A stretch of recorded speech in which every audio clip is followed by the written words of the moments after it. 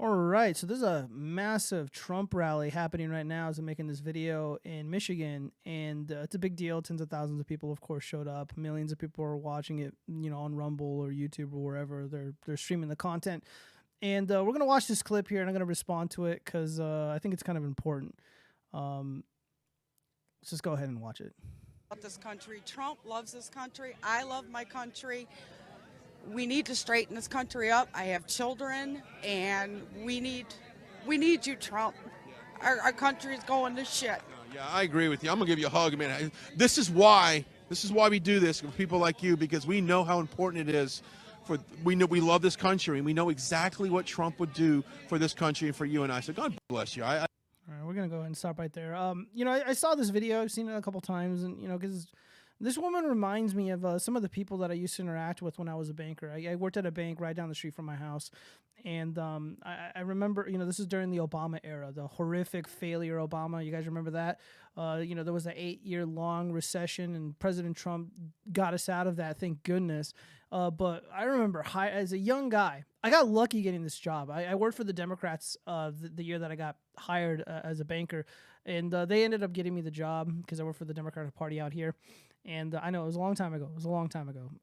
And they, they hooked it up, and so people were getting foreclosed on left and right. And I live out here in Vegas, out here in the Valley, and just in every neighborhood, you'd see these like houses. They're unkempt.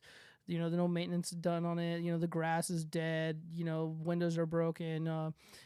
Just for sale signs everywhere. Because everybody, foreclosed signs everywhere. I mean, that was my reality growing up. The hiring freezes. I had friends who would apply to 50 places, and only like two businesses would call back, and most of the time, almost all of the time, they never got the job. And and then of course I was a banker, and I started as a teller, and people would come into the bank, and and like I said, I worked right down the street from my bank, so this is a place where I went to school with some of the people who would come into the branch. Some of these people, they're small business owners. They serviced me before. Some of these people were known me since I was a little kid, and and I love my community, and I love my people. So in a lot of them felt very comfortable crying in front of me. They're like, "Bad boy, we did our best to save our home. We tried so hard to save our home, and the bank ended up taking it, and nobody came to our defense. There's no help out there. This is Obama's America." He talked a big game about hope and change, but all we got were empty promises and very little change in our pocket. And I hear this woman, practically crying, in front of millions of people who are watching this, who ended up watching this. I think 107,000 people just watched this clip alone. There's people love Trump. She loves Trump. I love Trump. And it's because for nearly 2 decades, during the Bush administration and, of course, the shitty Obama era, we were ignored. People like her, people like me, people like the individuals, people that live around me, that had their home foreclosed, they lost everything. We were forgotten. We were forgotten people. They left us behind.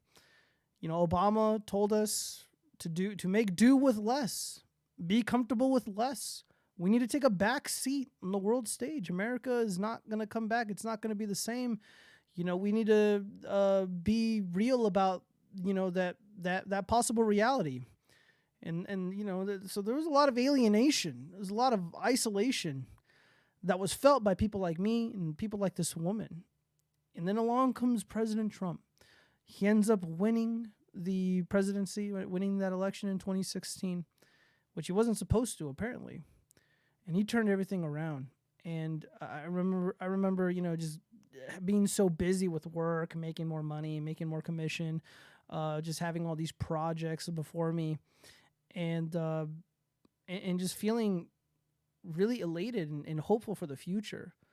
A future that Obama said would not exist and would not materialize in any meaningful way. Nobody believed President Trump would make America great again. Nobody believed that he would make good on his promise to reduce immigration, which, by the way, Bernie Sanders also promised to do the same thing. Of course, he cucked out, but I was a Bernie bro prior to literally the year 2016. But then, he got fucked out of the primaries. He lost. the nomination Bernie Sanders did. So I was like, I'm going to vote for Trump, despite the Democratic Party for what they've done. And because I don't like war pigs. I lost too many friends to these illegitimate, illegal wars. I'm sick of seeing veterans on the street, homeless, sick, and walking around with needles in their arms, while illegal aliens get to dance across the border and they get free housing, free education, free medical care. But our veterans are not afforded that courtesy. They risked their lives to defend this country. They took an oath. They said, no matter what, we're going to fight and we're willing to die for this country. And those people are left behind. They're living in the sewers. Literally in Vegas, they live in the sewers. Or they're living in these massive tent cities. But if you're an illegal alien criminal violating our sovereignty, you get afforded all the best medical care. You get to go to any school you want. You get paid under the table. That's okay. You can keep all your money because diversity is our strength. This is the future that Hillary Clinton, Obama, and now Joe Brandon want for us. And then I guess Bush too. He's a piece of shit. And Trump said no to all of that. It's like, no. America is going to come first. Americans are going to come first. And that should be the platform of the Republican Party. Put America and Americans first. And, people saw, insane wage increases. People saw all these opportunities. People saw hope. And that was snuffed out of us, snuffed out of our hearts and minds during the totally legitimate 2020 election that happened exactly as it was reported. Please do not ban me for simply agreeing and stating reality. And that's why this woman is crying. That's why she's so broken up about, so we want Trump back. Now, I'm a political dissident. And, I read some of the comments on Bitchute. I read some of the comments on Gab. I see what you guys are saying. And y'all are fucking rowdy. You guys are wild. And God bless you for having your opinion about President Trump, and you guys make fun of him and stuff, and you guys actually know how to make fun of him, which is like the funny thing. So I don't really care, but you got to be mindful of the fact that a lot of people overwhelmingly, people on the right, even some of the the more normie right, they love President Trump. These people absolutely love him, so just. I personally would not criticize him. I would, just jump on the Trump train and support him. If you don't like the direction the country is going in, and you don't like, President Trump and his platform and, what he wants to do for the American people, then why don't you run for office? What is stopping most of you guys, especially if you're just, random, unknowns, just, you got better ideas. Put forth those ideas and run for office, run for a school board, run for a commission seat. Give the scumbags that are hurting the people in your community a hard time. At the very least, you can do that. But I implore everybody to support President Trump. I voted for him twice. I can't wait to vote for him a third time. And this video got me really emotional, man. And it's just like I remember, I used to work for Tesla too. I did solar installation, and I fucking hated that job. It wasn't because of the work that I was doing. It was the company that I worked for. I worked with a bunch of whatever. And I wanted to leave so badly. And again, this was during the horrific Obama presidency. And there was just no good jobs, man. If you were college educated, God help you, man. There was just no relief for us. There were no good jobs anywhere. And I remember I ended up... It was EDC week. I don't remember. It was like 2014, 2015. I can't remember. And I got a really great job, and it was working for the government, funny enough. And I remember I did the interview, and I thought I did so lousy. I'm like driving home, I'm like practically crying. I was like, oh man, I totally screwed that up. Oh, QQ. And then of course, I think the very next day I got a call and they offered me the job, and I was just like in tears. I was doing backflips. I was just so happy. And it was just it was good times, man. It was good times. And then of course, the presidency, Trump wins, and it was just all uphill from there, man. The Trump era, the MAGA era, that was some of the best times of my life. And again, I just thought for a moment we're gonna make it. We're gonna be okay. And I see this woman, and I wish I could, just hug her, jump through the screen and end up in Michigan freezing my ass off, and just give her a big old hug and say, hey, it's gonna be all right. So long as good people stand up and at the very least tell the truth, I think we're gonna come out of this okay. There's a lot of black pillars out there. There's a lot of cucks, conservatives, and I got no interest in any of that. I know sometimes I sound like I'm down or upset or whatever, but the reality is I'm not going to go down without fucking swinging.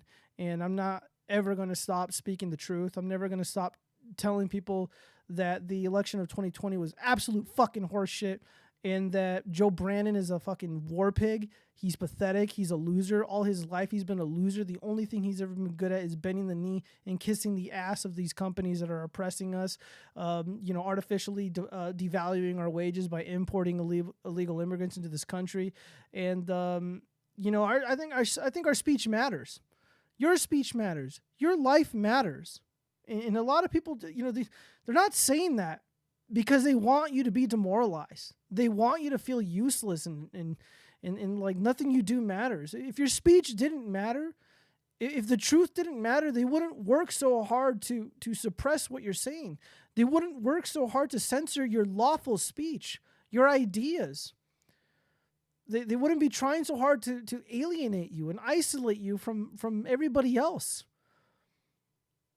And that's the honest to God's truth. If your life didn't matter, they wouldn't work overtime trying to get people like you and me beat up and killed. They do these fake hate crimes. It's not because they're bored or they're like mentally ill or because they want to get rich or anything like. It's because these people are ideologically motivated to end us. So long as we exist, they're going to pull all the stops to get people like you and myself to die off. That's what they want. I mean, all those fake hate crimes, I mean, those things are designed for innocent Americans to get picked off because the fake news industry promotes this narrative that we're spooky Nazis and we're in league with the spooky mustache man and we're out there in roving bands of races doing all these evil things, and it's just not true. They lied about all of us, and they do it because again, it's like they need us gone. So don't go down. Don't give up. Don't make it easy for them. I know I'm not. I'm going to continue to support President Trump. I started my channel and I was always supportive of people like him, genuine populists, people who want to put, the people first. And I'm not going to stop. Let me know what you guys think. Are you guys excited for Trump to come back? I know I am. I can't wait to see what happens. The Democrats deserve to get their fucking asses spanked. Peace.